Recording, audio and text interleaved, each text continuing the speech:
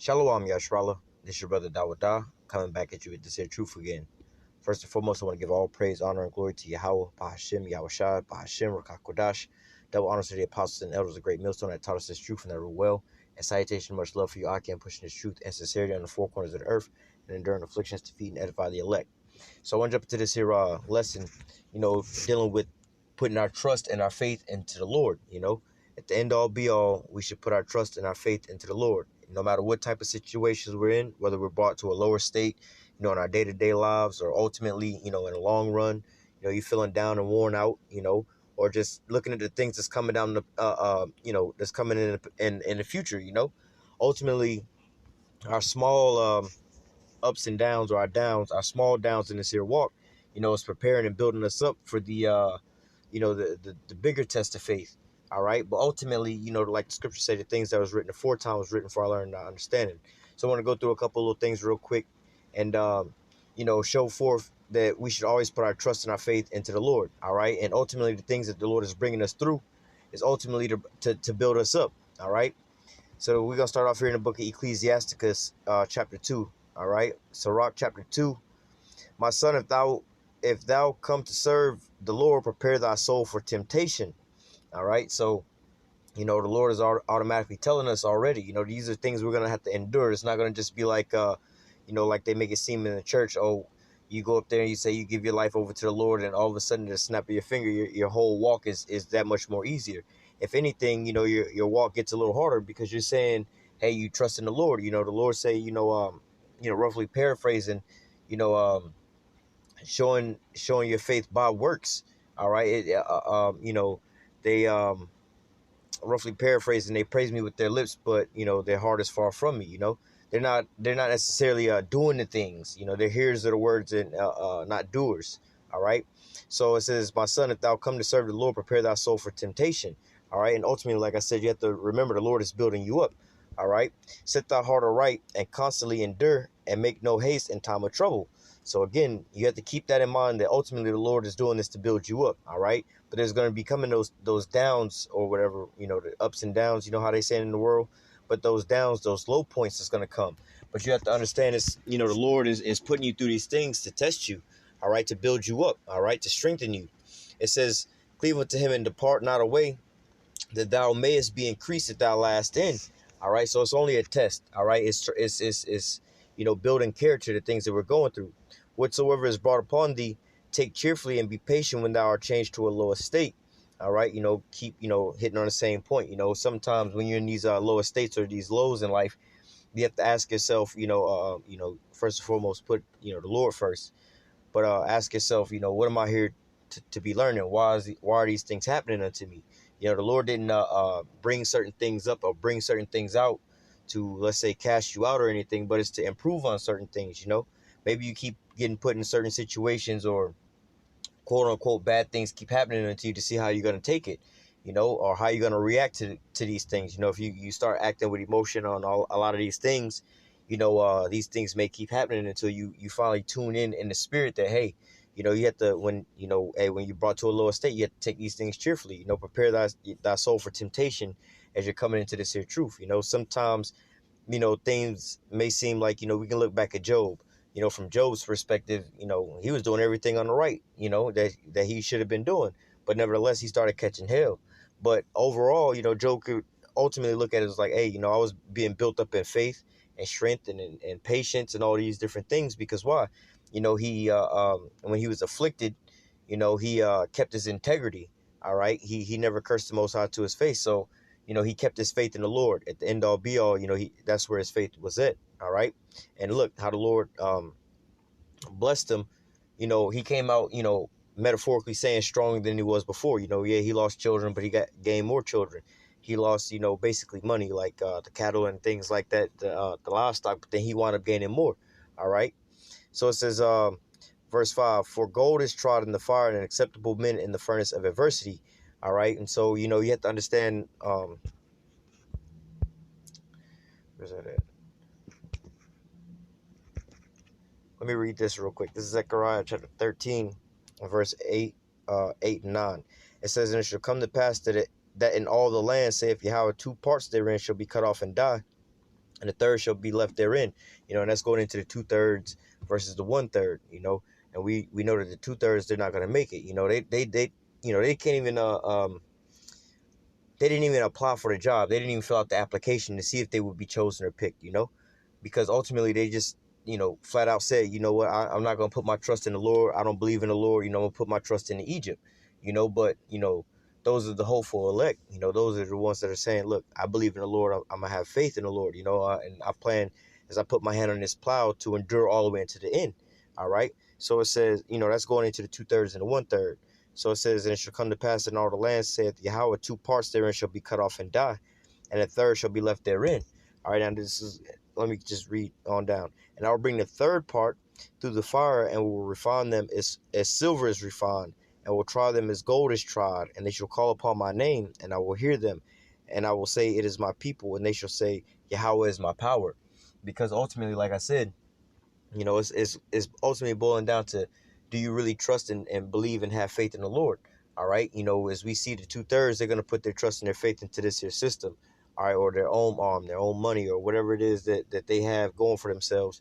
They're going to put their trust into that, as far as saving them, delivering them, the other gods, their deities, the things that they have. But the men of the Lord, the ones that are the hopeful elect, they're saying that they're going to put their trust in the Lord. Well, in this here process, all right, you're going to be brought through certain situations to where ultimately, you're being retrained and reprogrammed to stop depending on your own self, your own arm, and things like that. But you're being programmed to, first and foremost, your first reaction is to what? Depend on the Lord. All right. This is why, through your everyday life, you go through ups and downs and these types of things like that. But nevertheless, when you're in your low spots, back before you woke up to this truth, your carnal self was like, well, that's just some shit I got to deal with. I'm going to take care of it. I'll figure it out some type of way, but throughout this here growth period and time being in the truth, all right, you learn to, when things like that start happening, first and foremost, you consult with the Lord. You pray to the Lord about certain things, because lo and behold, your way may be taking a long route. You may have to do a lot of different things to accomplish what you want. Well, you could just pray to the Lord and, hey, look, the Lord will just send a brother by or send somebody by just to bless you with exactly what you need. And you wouldn't even know about it, just all you had to do is ask the Lord about it, and boom, all right, everything just lines up. It seems like it's a miracle. This happened to fall in place that way, that happened to fall in place another way, and so on and so forth. But nevertheless, this is something that you're learning, you're being built up with. All right. This is like the scripture here says, I will bring the third part through the fire and will refine them as silver is refined. Silver and gold is refined in a furnace. All right. Like we were reading over here, the furnace of adversity. But nevertheless, the gold and the silver, you heat them up to a high temperature to melt them down and burn off the dross. All right. And the dross is basically the impurities, because you can mix these metals with other metals and everything like that. And, different metals, they'll have different melting points, and so they'll separate. All right. And so, only the strongest stuff is left, at the end, the end process, you're left with the strongest, most purest thing. And so you have to understand, if you were the gold or the silver and you had, like feelings, like how human beings have feelings, somebody hit you, it hurt or whatever, if you have feelings as that golden bars, you're in that fire, yeah, it's an extreme temperatures, it's gonna hurt, it's burning, and it's so hot that things are starting to fall off you and everything like that. But you have to understand, those are the impurities that's falling off you. Sometimes, like in the truth, you find out it's like, man, you catch so much hell, you just become numb to it. Well, ultimately, it's the fact that you're no longer walking, you're not walking as much into the flesh. When things like these things happen, these scriptures come into your mind.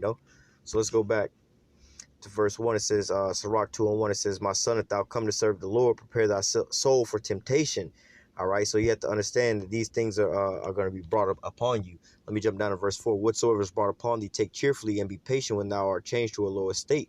For gold is tried in the fire, and acceptable men in the furnace of adversity. So this is how the Lord is going to find his most acceptable men. All right, and then just like if you want to find your most acceptable gold, the purest gold, the best gold, you have to, the gold that you leave in the longest. All right, the one that can endure all the way into the end. All right, even though that the hot flames is beating on the gold and melting the other metals apart from the gold. It's just, when you see a regular gold bar, it's in a solid state. All you see is gold. All those molecules and metals are all forged together. But once you put it inside that furnace, all that material that's real hard and everything like that, it starts to melt. So this is the same thing like coming into the truth. Sometimes you get broken down, but you have to hold yourself together. You have to learn how to cleave unto the Lord. So it says, verse 6, believe in him and he will help thee. Order thy way aright and trust in him. All right, let me read that again. Believe in him and he will help thee. Order thy way aright and trust in him. And one thing that we understand through the scriptures is that, the Most High likes, he'll put us in a lot of positions to where we have no choice. All right, and it's up to us to realize that we don't have no choice but to call upon the Lord. And a great example I always go back to is, between Pharaoh and his army in the Red Sea. At that point in time, we didn't have no choice, man. We got to the Red Sea. It was either we was basically gonna drown off in there, all right, or we could turn around and try to fight the Pharaoh with no weapons, all right. So we didn't have no choice, and we was up against all odds, all right. And we have a lot of different scenarios like that. You have Shadrach, Meshach, and Abednego thrown into the furnace, an actual furnace of adversity, like a real furnace. They was actually thrown into the oven. But what? They put their trust in the Lord. And when I believe it was Nebuchadnezzar came back, he was like, how many did we throw in the fire? And it was like 3. And he was like, well, how come I see 4? And the 4th looked like the Son of Man. They put their whole trust into the Lord, Daniel as well in the lion's den. We have, like I said, like the scriptures say, the things that was written aforetime. Well, we'll read some more down in here, but the things written aforetime was written for our learning and our understanding. But let me continue on. It says, ye that fear the Lord, wait for his mercy, and go not aside, lest ye fall. So let me read that again. Ye that fear the Lord, wait for his mercy. All right, the key point there is wait for his mercy and go not aside. When things get rough, things start looking all sideways or whatever. Let's say, for instance, you come into this here truth, you got a job and a place, apartment, car, you got bills and things like that, right? And you come into this here truth, and things start going left field for you. You lose your job, you about to lose your car, about to get evicted. And, before you came into this truth, you knew how to make a couple moves in the streets, and maybe you were selling drugs or something like that, but you decided when you was coming into, you woke up to the truth and you decided to put the drug dealing down, and you come into the truth. But like I said, you start catching a little bit of hell, you lose your job and lose all these things. And, you come to this struggling point to where it's like, man, I thought I just try to change my whole life up. I walked away from the street life and doing all that. I'm trying to just walk legit, serve the Lord. But then I'm just down on my luck right now, financially, about to get evicted. They're about to take away my car. I don't know how I'm going to get shit going. You know what I'm saying? But, I can always just go back on the block for just another week. I can always go do these things. Nah, man, see, this is one of those types in those positions. All right, you say you believe and you trust in the Lord, and the Lord's going to deliver you out of your situations. All right, this is a point in time the Most High Most High ultimately put you in this position. All right, you say that you trust me, you say that you have faith in me. Well, now it's time to prove it. Now I'm about to take away your job to where you can't pay your bills, put that eviction notice on your door, and tell have the people for your car be calling you up, talking about we finna come and tow your car, see what you do. All right, hey, they about to evict you tomorrow. Where's your faith that you're gonna go back out on the block? You got your homie calling you up, say, hey, I got a pack for you right now. All right, or you're going to put your trust in the Lord, Then you put your trust in the Lord, and you come to find out the very next day, you got some partners, somebody come by and give you give you spot you a couple shekels or whatever, and get your bills paid all up. Somebody spot you a job. Now you're making more money than beforehand. We have plenty of examples, not necessarily that example, but of like brothers losing jobs and then getting better jobs, or, when things just go wrong, it's actually the Most High is, evicting you out of, let's say, a smaller house, right, to move you into a bigger house as a metaphor. It's time you was about to start growing. You couldn't live in that 1 bedroom no more. So I had to get you up out of that there lease to get you into this one. And, the way of getting you out was we just had to burn down the apartment. Don't be tripping about that. You didn't upgrade it, But let me continue on. It says, ye that fear the Lord, wait for his mercy and go not aside lest you fall. Yeah, like I said, don't try to go on your own arm, go into having that trust and that faith in the Lord, pray, fast, you got the brotherhood, speak with the brothers, It says, ye that fear the Lord, believe in him, and your reward shall not fail. Ye that fear the Lord, hope for good and for everlasting joy and mercy. Look at the generations of old and see, did any ever trust in the Lord and was confounded, or did any abide in his fear and was forsaken, or whom did he ever despise that called upon him? Like I said, the Most High will love putting us in these positions to where it's like, yo, bro, it's we ain't got no choice here. You know, if we go this way, we did. If we go that way, we did. The only way to go is go up, man. We have to pray. We have to have faith in the Lord, you know, because ultimately that brings the praise, honor, and glory back to Yahweh, Yahushua. All right, like coming up out of Egypt. All right, that went down in history to where we're still talking about that to the same very day.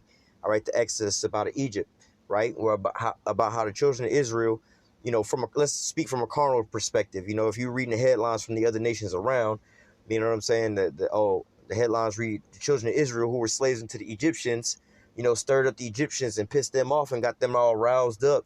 All right. And decided they was just marching up out of there and took their gold and took all, whatever they could carry in their hands with them, right? That Pharaoh got mad and chased them out. Then all of a sudden, you know, ultimately, you know, the Israelites, God didn't drown the Pharaoh and his army up out of there, you know? These people would, you know, notice that, you know, we have accounts of that in like the book of Joshua, where the nations, they would say, you know, that their people feared not just the Israelites, like, you know, their response was, oh, our people fear y'all.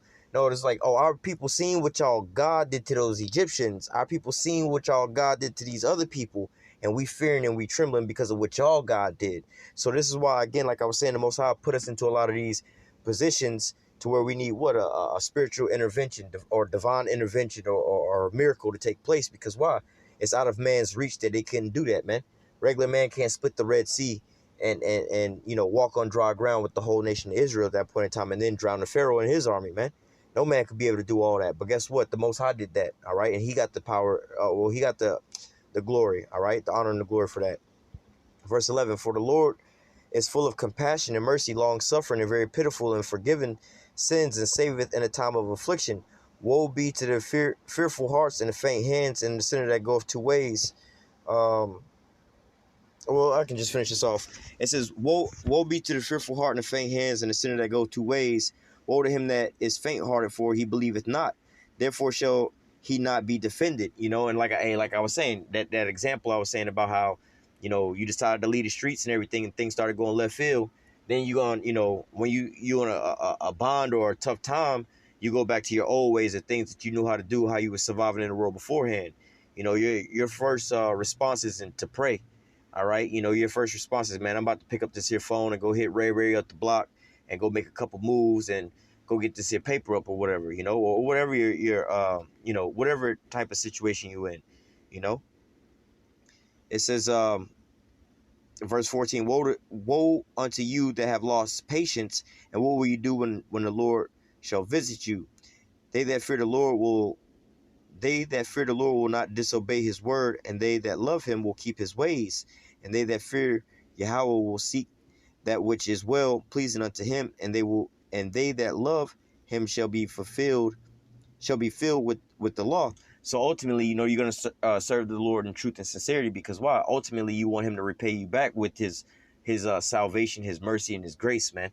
All right, it's not like you expect the Lord to save you and be there for you. You know, you ask most people in church, you know, what are your expectations of God? You expect God to be there for you whenever you call. You expect God to save you in your time of trouble. You expect God to do X, Y, and Z for you. Most people are like, yeah, I expect God to, you know, answer when I call on him and save me and deliver me in my hard times and comfort me when I need him to comfort me. Like, all right, well, what do you expect that you should be doing for God? You know?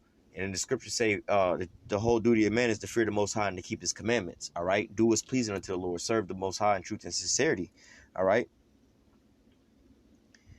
Verse 17, they that fear the Lord will prepare their heart and humble their souls in his sight, saying, we will fall into the hands of the Lord and not into the hands of men, for as his majesty is, so is his mercy.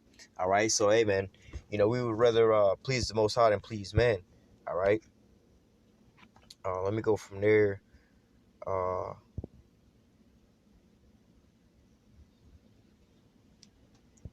You know what, real quick, let me see if I can find this preset real quick.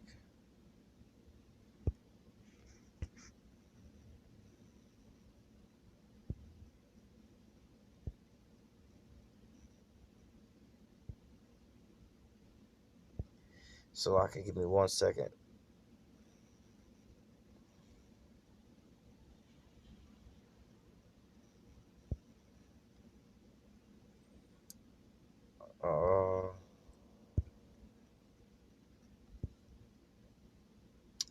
Nah, Salaki, I can't find it. I can't even think of how it was worded. I had just thought about it, but it's okay. We'll close out with this here in the book of Joshua. That's actually two precepts I was thinking about. But let me go to the book of Joshua real fast.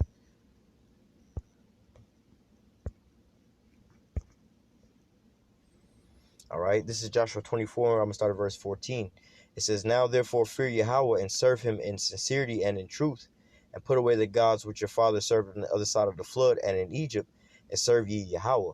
All right, now, in this point in time, they used to have their little gods, their idols, or whatever, and they would look to these things for their power source, or to, oh, I need discernment on this here matter, or I need to know if this is that, or all kind of different things. Basically what people do nowadays to save them in whatever calamities. You have to think about it sometimes like that. Look, you got a bill that need to be paid. How you gonna pay it if your regular job and your regular circumstances aren't really there? Oh, you're gonna go into a different type of way, like we know of. We think about it as like drug dealing, but hey man, you dwelling in witchcraft with all those things. So where you gonna go to? You're gonna go to your so-called I know how to get it in the streets type of thing. That's a god. That's you worship in those types of ways instead of depending on the Lord. All right, so the same thing is being said here. Now therefore fear Yahweh and serve him in sincerity and in truth. All right, you say you trust and you depend on the Lord. When the lows and the down times come, all right, or you running through calamities and adversity and things like that, all right, are you still going to put that same trust and faith in the Lord? It's easy to say you trust and have faith in the Lord when things are going good, but how much more in the times of adversity? All right. And again, you have to understand these are your building points, times that you're supposed to be getting stronger. All right. Verse 14. Now, therefore, fear Yahweh and serve him in sincerity and in truth, and put away the gods which your father served on the other side of the flood and in Egypt, and serve ye Yahweh. And if it seem evil unto you to serve Yahweh, choose you this day whom you will serve, whether the gods which your fathers served that were on the other side of the flood, or the gods of the Amorites in whose land you dwell. But for me and my house, we will serve Yahweh. All right. Now, again, like I said, when we were on the other side of the flood, there was a lot of wickedness and things that was going on. Like back in the old days. But now we were coming back in uh we was off in bondage, things like that going off. But then now the Lord's trying to separate us from those ways and bring us into a new, clean way. All right, just the same way when we were 2/3 or we was the valley of the dry bones in a dead state. We was before we woke up. We had our old ways of doing things. Do you want to go back to those types of ways? On as we're reading here on the other side of the flood, you want to go back to that old life. All right, and depending on those things, when you was catching all kind of hell, you didn't know who you were. You couldn't call on the Lord's name to help deliver you in certain times of a need. All right, or you're gonna stay on this side of the flood where look, now you being introduced to the Most High, you getting the commandments and all those different things. These is a representation of now the Lord is actually starting to do miracles and wonders, like deliver you up out of Egypt type thing. Miracles in your sight. The Lord's actually working with you. So what side are you going to choose to have faith in? Even though times may get hard and may get tough, man. All right. Again, like I said, the Most High put us into these positions like that for him to get the glory. But for us on our end, all right. Let me go back and read it one more time. It's a growing process. All right.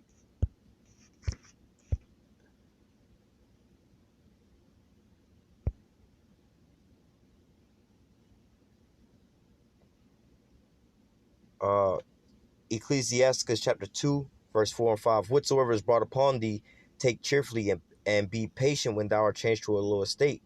For gold is tried in the fire, and acceptable men in the furnace of adversity.